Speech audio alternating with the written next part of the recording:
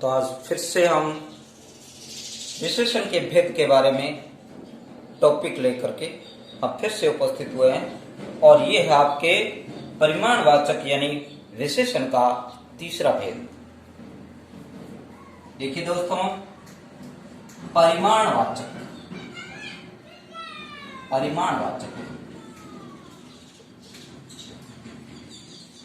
विशेषण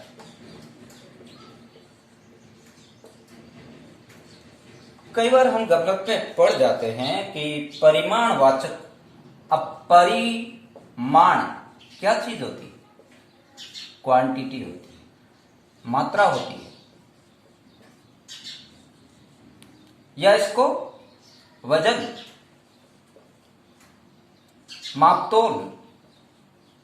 मापतोल जिसको हम परिमाण कहते हैं।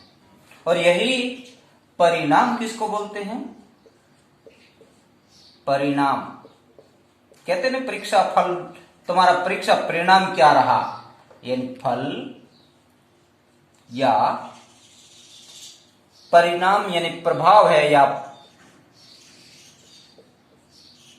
कहा ना अगर बुरे काम करोगे तो उसका परिणाम क्या होगा आप अच्छी तरह जान लो, या आपका परीक्षा परिणाम कैसा रहा।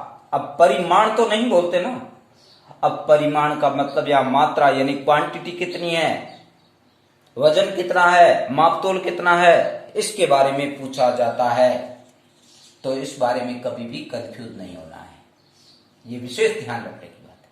अब इसके अंदर मैं आपसे ये पूछ रहा हूं कि ये संज्ञा या सर्वनाम, इसकी परिभाषा भी आपको दे देता हूं कि परिभाषा क्या होती है। परिभाषा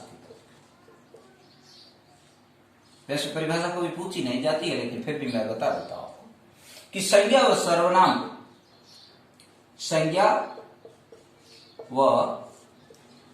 सर्वनाम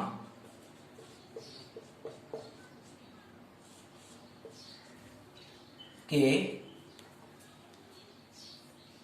वे शब्द जो मात्रा, मापतोल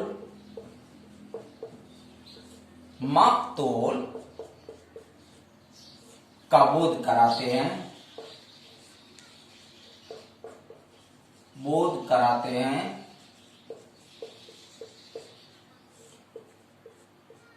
वही परिमाणवाचक कहलाते हैं। जैसे देखिए, अब इस परिमाणवाचक में भी दो तरह से हैं। एक पहली बात इसमें है निश्चित परिमाणवाचक, जैसे संख्यावाचक में वैसे निश्चित परिमाणवाचक,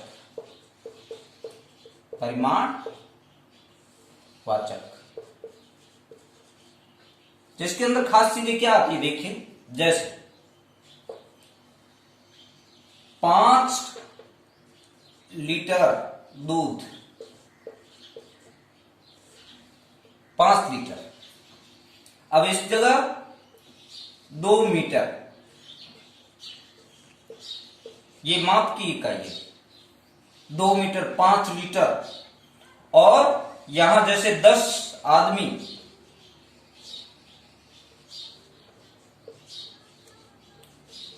लेकिन 10 आदमी नहीं होगा। ये आपके बिल्कुल गलत क्यों होगा कि 10 आदमी कोई मापते नहीं है कि ये कितने लीटर का है। क्यों हुआ है तो इसके पीछे मैं आपको बता देता हूं कि 10 आदमी कभी नहीं होगा, ये संख्यावाचक में चला जाएगा आपके। ये सिर्फ मीटर और लीटर जब मापने हो तभी आएगा। इस बात का कभी भी कोई कंफ्यूज में नहीं रहे, क्योंकि लीटर और मीटर ये दो चीजें मापतोल में आएगी। और उसके बाद में जैसे 2 लीटर जो भी है, उसके बाद में अनिश्चित, जैसे अनिश्चित परिमाणवाचक,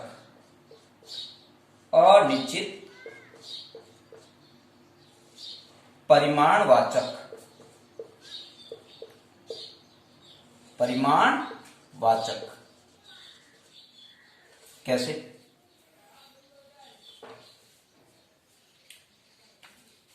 थोड़ा पानी,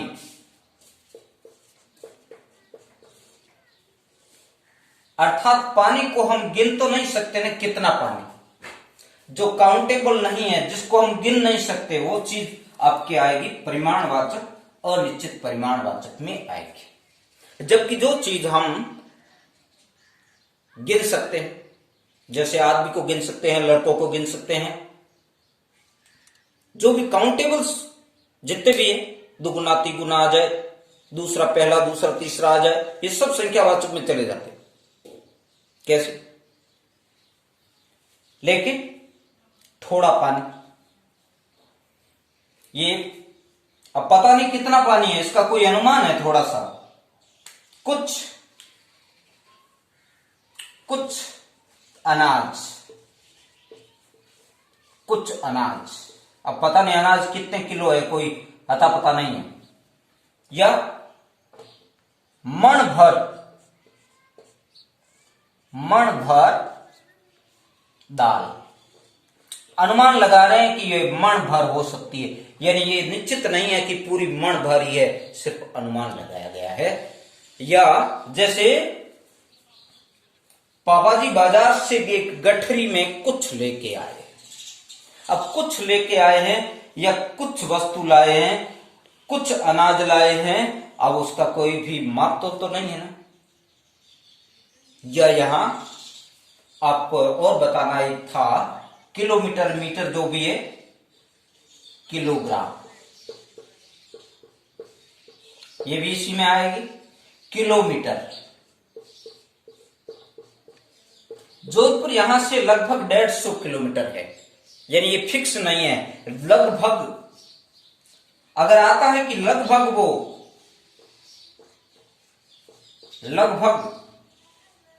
10 किलोमीटर,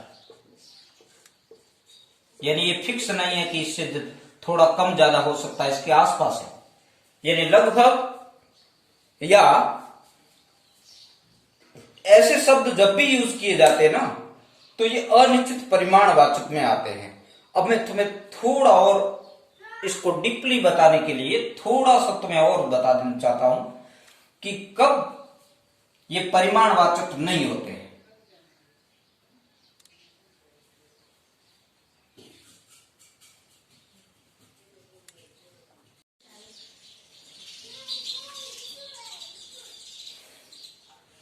अब हम परिमाणवाचक के पहचान के बारे में बता देते कि संख्यावाचक और परिमाणवाचक लगभग मिलता जुलता जरूर लगता है, लेकिन है नहीं, यानी ये जैसा देखते हैं वैसा है नहीं।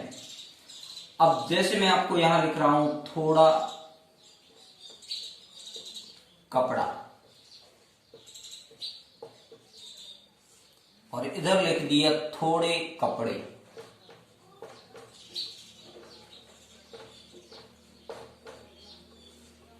अब इन दोनों चीजों के अंदर हम ये देखने जा रहे हैं कि जैसे इसमें से अब बहुत सारे लोग कहते हैं एक ही बात है, ये और ये दोनों एक है, लेकिन मैं कहता हूं दोनों एक नहीं है।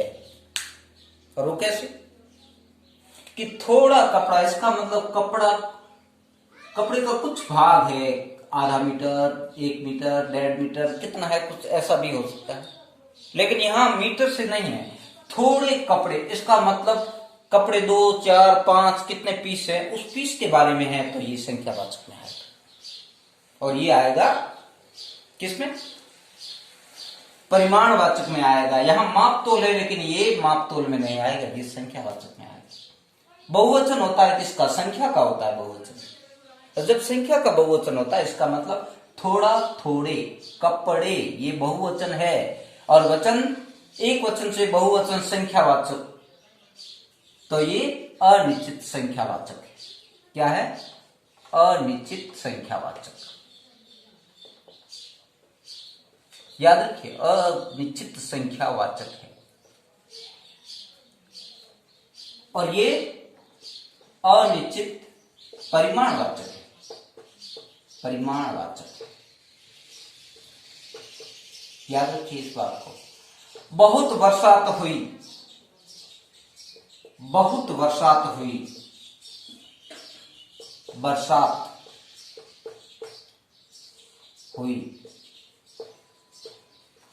अब बहुत बरसात हुई है, तो बरसात को क्या गिन सकते? नहीं ना। तो यहां भी आपके अनिश्चित परिमाणवाचक है, ये भी किस में आएगा? अनिश्चित परिमाणवाचक है, अनिश्चित परिमाणवाचक।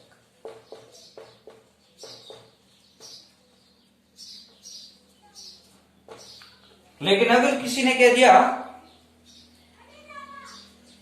कि तीनों बालक अपने अपने घर चले गए, तीनों बालक अपने अपने घर चले गए, अर्थात ये तीनों आया, इसका मतलब क्या हुआ? इस समुदाय को सूचित कर रहा है, समुदाय की ओर संकेत कर रहा है। तो यहां भी आपकी संख्यावाचक आएगा, न कि परिमाणवाचक नहीं आएगा। थोड़ा सा दूध, थोड़ा सा पानी, थोड़ा सा घी, दूध, दही, जिन जिन को हम माप तोल में ले सकते हैं, वे सब के सब किस में आएंगे? परिमाणवाचक में ही आएंगे। और जिसको हम माप तोल में नहीं ले सकते हैं, काउंटेबल है, आवर्ती मूलक है, क्रमवाचक है, यानी जिसको क्रमवार के हिसाब से ले सकते हैं, वे भी संख्यावाचक ही आएंगे। अब संख्यावाचक में ज्यादा आपको झमेला नहीं करना है। क्यों? क्योंकि संख्यावाचक को पहचानने में बिल्कुल आसानी है। बस छोटा सा ट्रिक समझ लीजिए, आपको झट से पहचान हो जाएगी कि ये संख्यावाचक है और ये परिमाणवाचक है। और ऐसा कब करोगे? जब आप ये हमारे वाला ट्रिक्स काम में ले लोगे। आपको माप तोल याद रखना है कि माप और तोल की जितनी भी इकाइयां आ रही है, वे सारी की सारी इकाइयां किसमें होगी? परिमाणवाचक होगा दोस्तों, याद रखना। और माप तोल को छोड़कर आपको पहले ही बता दिया, संख्यावाचक में अगर आपको अच्छी तरह पहचान करनी है तो आपको याद रखना पड़ेगा पहली बात गणनावाचक। गणनावाचक शब्द जितने भी आते हैं, ये सब संख्यावाचक के ही भेद है, याद रखना। इसके अंदर गणनावाचक भी क्या आता है? एक आदमी, दो आदमी, दो गाय, तीन गाय, एक, दो, तीन। जब संख्या में निश्चित संख्याएं दे रखी है और उसके साथ में काउंटेबल कोई न कोई है जिसको हम गिन सकते हैं, ऐसा कोई भी आता है तो वो आते हैं आपकी गणनावाचक में। और दूसरा आता आपके आवर्ती, आवर्तीवाचक। कैसे? दो गुना, तीन गुना, तिगुना, तिगुना शब्द है, चार गुना। ये जितने भी शब्द आ रहे हैं वो मुझसे दुगुना बड़ा है, मैं तुमसे तिगुना बड़ा हूं, या इस तरह के जहां भी शब्द आते हैं दोस्तों याद रखना वो आपके संख्यावाचक में ही आएंगे। तो संख्यावाचक के लिए आपको करना पड़ेगा, खासकर ये ध्यान रखना है, गणनावाचक हो, आवर्तीवाचक हो, या इसमें ये भी आ गया कि मैं कक्षा में प्रथम आया था, तो यहां क्रमवाचक, ये भी आपके संख्यावाचक में, संख्यावाचक में ये क्रमवाचक, जिसके अंदर क्या होता है? पहला, दूसरा, तीसरा। अब आपकी पहचान होने में कोई दिक्कत नहीं आएगी, क्योंकि पहला, दूसरा, तीसरा, मैं कक्षा में प्रथम आया था। अब बताओ, ये मैं कक्षा में प्रथम आया था कौन सा है विशेषण? बताइए। प्रथम आया, पहला, दूसरा, तीसरा, चौथा स्थान रहा, ये सब के सब आपके संख्यावाचक में आएंगे। मैं दुगुना दौड़ता हूं, तिगुना दौड़ता हूं, जितना भी दौड़ो ना, क्या फर्क पड़ता है इससे? यानी अपन तो संख्यावाचक में इसको ले लेंगे, आवर्ती मूलक में हो जाएंगे, गणनावाचक में हो जाएंगे और क्रमवाचक में भी हो जाएंगे। अब आपको पहचान में जरा भी कोई दिक्कत नहीं आएगी। और अब मैं लास्ट आपको बता रहा हूं, समुदायवाचक। कौन सा? समूह या समुदायवाचक।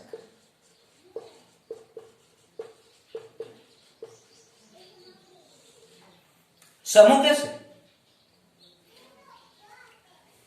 समूह मतलब एक से अधिक, दोनों,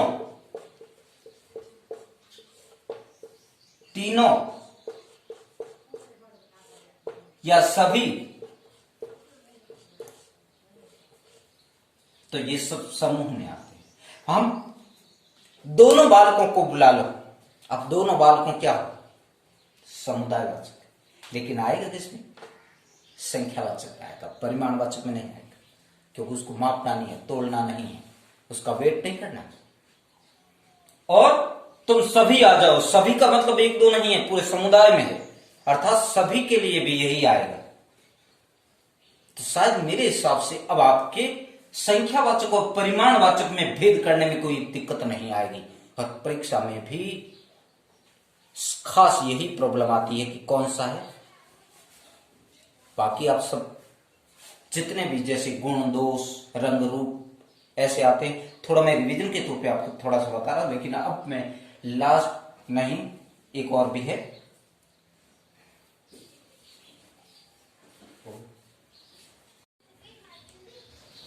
अब है चौथा भेद है आपके संकेतवाचक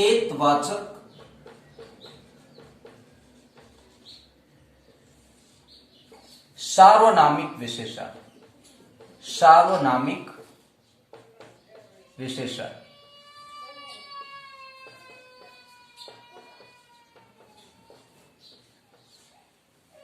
वैसे इसको पहचान के लिए आपके सामने दो तरह के ऐसे टॉपिक्स आएंगे। पहला, यह पुस्तक मेरी, यह पुस्तक मेरी है। और एक आता है, यह मेरी पुस्तक है, मेरी पुस्तक है।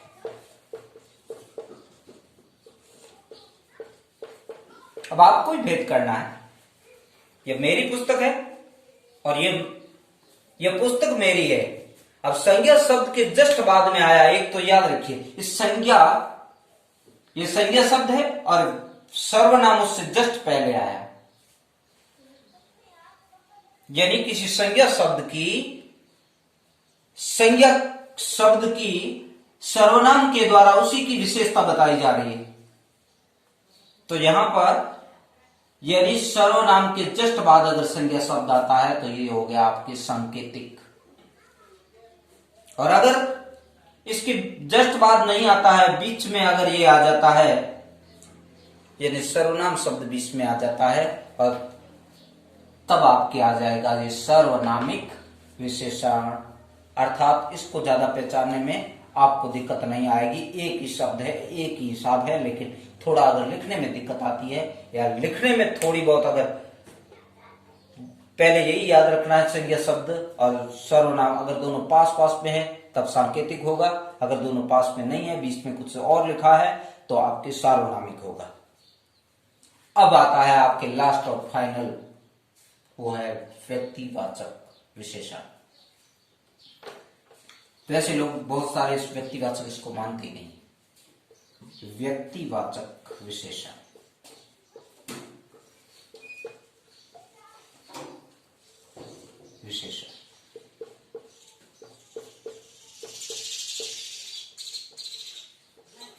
यानी संज्ञा शब्दों के साथ, संज्ञा शब्दों से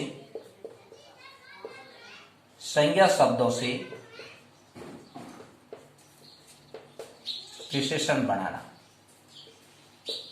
संज्ञा शब्दों से विशेषण बनाना।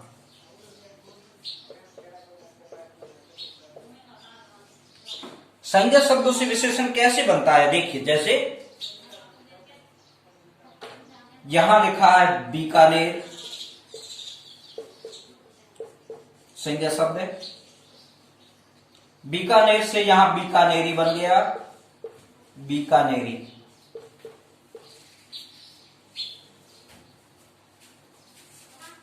जैसे राजस्थान, राजस्थान से क्या बना, राजस्थानी।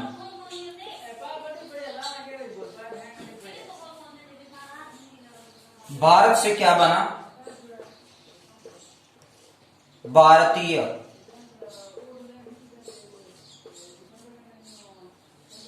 ये भारतीय लोग अगर जुड़ जाते हैं तो आप जानते हैं ये व्यक्तिवाचक विशेषण बन जाता है। ये संज्ञा शब्द है और संज्ञा शब्द को पढ़ते लगते ही विशेषण बन जाते। ये भी पढ़ते लगा है और ये बीकानेरी भुजिया, राजस्थानी संगीत, जोधपुरी साफा, जोधपुरी साफा,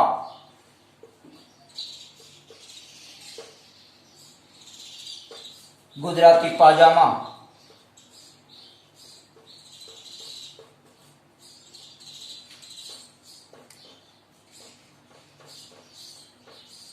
तो ये सब कुछ संज्ञा शब्द से ही आगे बढ़ करके ये सब बनते हैं व्यक्तिवाचक संज्ञा। जैसे संज्ञा शब्दों से विशेषण बन रहे हैं। बीकानेर से बीकानेरी, राजस्थान से राजस्थानी, भारत से भारतीय, जोधपुर से जोधपुरी। इस तरह से जब कभी भी बनते हैं तो ये शब्द कहलाते हैं व्यक्तिवाचक विशेषण। लेकिन अक्सर से क्या होता है, बहुत सारे लोग इसको ये विभागवाचक एक अलग बना करके छोड़ देते हैं, इसको महत्व नहीं देते बहुत सारे, लेकिन वास्तव में 5 होते हैं। कि लगभग हमने इसका अध्ययन करने के बाद में हमें मालूम पड़ा है कि ऐसा भी। अब देखिए, इस वीडियो को ज्यादा से ज्यादा आप लोगों के लिए, तभी आपको ज्यादा से ज्यादा इसका नोटिफिकेशन भी मिलेगा और आपको इसका फायदा भी मिलेगा, क्योंकि मैं लगातार वीडियो इसी तरह से बनाते हुए आपको फिर रटने की जरूरत नहीं, केवल समझने की जरूरत है। बस जितना समझोगे ना उतना ही आपके लिए फायदेमंद है। अगर रटने से कोई शब्द आपके भेद में नहीं घुसेगा, अगर आपने थोड़ा वगैरह ऐसे शब्द रट लिए कि ये शब्द उसमें आता है, रटने से कोई फर्क नहीं पड़ेगा। हो सकता है शब्द के अनुसार बनता है, तो शब्दों को तालमेल बिठाना ये आपका काम है, और तालमेल बिठाना केवल सीखना पड़ता है, रटने से नहीं होता। अर्थात ऐसे वीडियो देखने के लिए आप उसको वीडियो को सब्सक्राइब भी करेंगे और लाइक जरूर कर दें, क्योंकि इसमें ज्यादा आपका खर्चा नहीं कुछ लगेगा। बस आपको नई सामग्री हर रोज मिलेगी बस।